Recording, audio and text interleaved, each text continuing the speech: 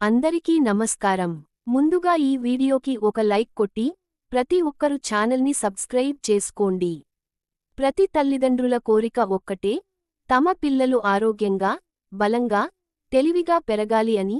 కానీ పిల్లల పెరుగుదల కేవలం ఎత్తు లేదా బరువుతోనే కాదు, మెదడు అభివృద్ధి, ఎముకల బలం, ఇమ్యూనిటీ కూడా ఇవన్నీ రోజు వాళ్ళు తినే ఆహారం పైన ఆధారపడి ఉంటాయి. ఇప్పుడు ఒక ముఖ్యమైన విషయానికి చాలామంది తల్లిదండ్రులు తెలియకుండానే చేసే కొన్ని తప్పులు ఉన్నాయి. బిస్కెట్లు, జ్యూసులతో భోజనం భర్తీ చేయడం, జంక్ ఫుడ్ ఎక్కువగా ఇవ్వడం, బ్రేక్ఫాస్ట్ను స్కిప్ చేయించడం. ఇవన్నీ పిల్లల ఆరోగ్యంపై ప్రభావం చూపుతాయి. గుర్తుంచుకోండి. ప్రతిరోజు సింపుల్ బ్రేక్ఫాస్ట్ మీల్ చెబుతాను. దీనిని జాగ్రత్తగా వినండి.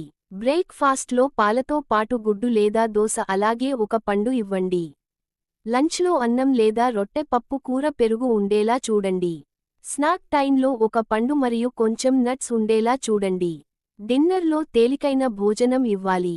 ఉదాహరణకి చిన్న పరిమాణంలో అన్నం లేదా రొట్టె, పప్పు లేదా పన్నీర్ మరియు కూర. ఆరోగ్యమైన పిల్లలు ఒక రోజులో తయారు కారు.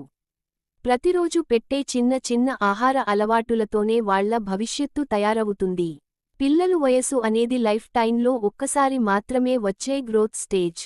ఈ సమయంలో సరైన పోషకాలు లేకపోతే దృష్టి తగ్గడం, తరచూ అనారోగ్యం, గ్రోత్ సమస్యలు రావచ్చు.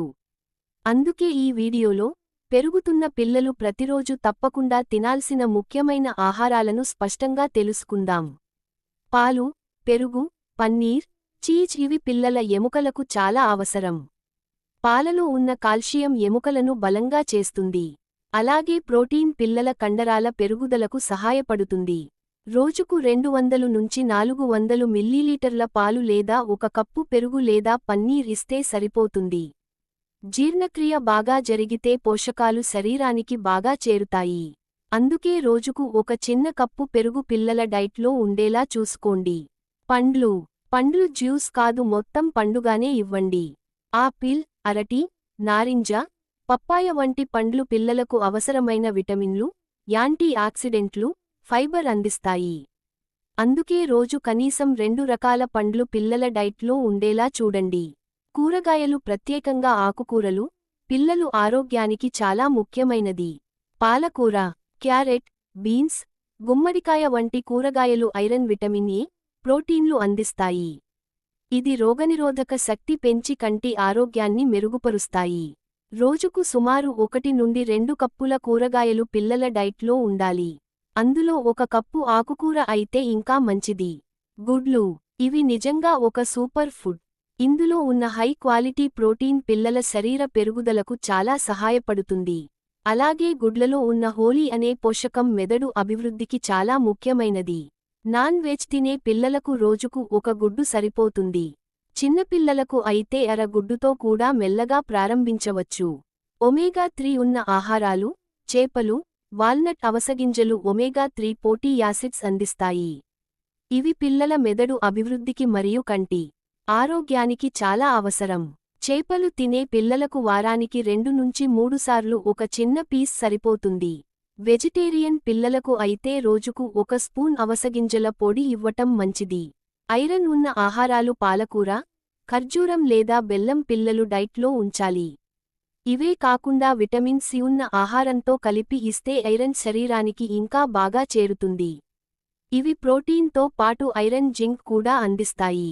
అందుకే రోజు 1 బౌల్ పప్పు లేదా కందులు పిల్లల డైట్లో ఉండేలా చూసుకోండి. నట్స్ మరియు సీడ్స్, బాదం, వాల్నట్, వేరుశనగ, ఆవసగింజలు పిల్లల మెదడుకు అవసరమైన మంచి కొవ్వులు అందిస్తాయి. చిన్నపిల్లలకు అయితే వీటిని నానబెట్టి లేదా పొడిచేసి ఇవ్వటం మంచిది. రోజుకు సుమారు 4 నుంచి 6 బాదం లేదా 2 వాలనట్ లేదా 1 స్పూన్ పొడి చేసిన మిక్స్ చేసి ఇచ్చిన సరిపోతుంది.